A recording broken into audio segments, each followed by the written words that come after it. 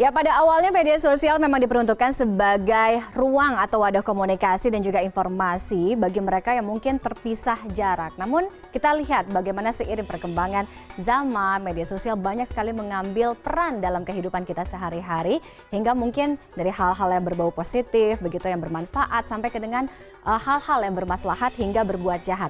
Nah, banyaknya dampak buruk dari penggunaan media sosial kini banyak membawa kekhawatiran dari banyak pihak. Nah, salah satunya itu tadi adalah MUI yang kemudian beberapa waktu belakangan ini mengeluarkan fatwa yang juga akhirnya bergerak melalui fatwa hukum dan juga pedoman bermuamalah di media sosial. Kita lihat seperti apa. Ini ada jangan asal share di media sosial. Mungkin tahukah Anda? Oke, kita nextnya. Di mana ini? Oke.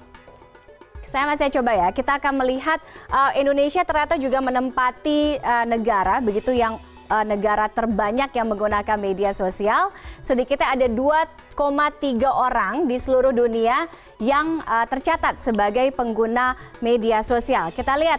Oke, ini agak kurang bersahabat kalau subuh-subuh mungkin touchscreen-nya dengan saya.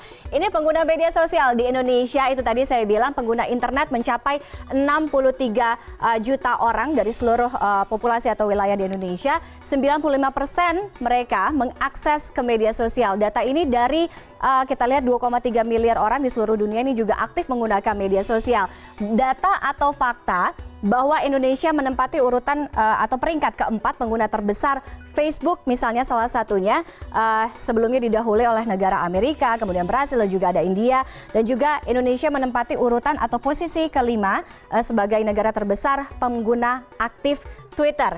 Lalu kita geser ke halaman berikutnya, oke?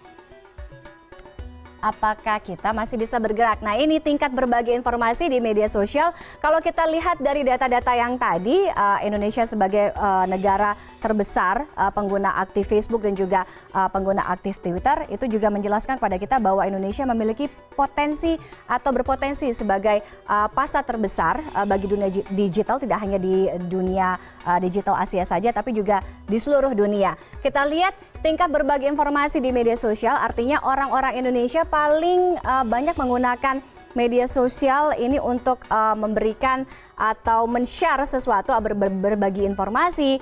Paling banyak di Facebook, jumlahnya hampir 45%, 44,86%. Kemudian WhatsApp hampir 29%. Kemudian yang ketiga adalah Line 21,59%, dan juga Twitter sebesar 11,76%, dan sisanya lain-lain. Misalnya ada juga misalnya Path dan juga lain sebagainya 13,04%.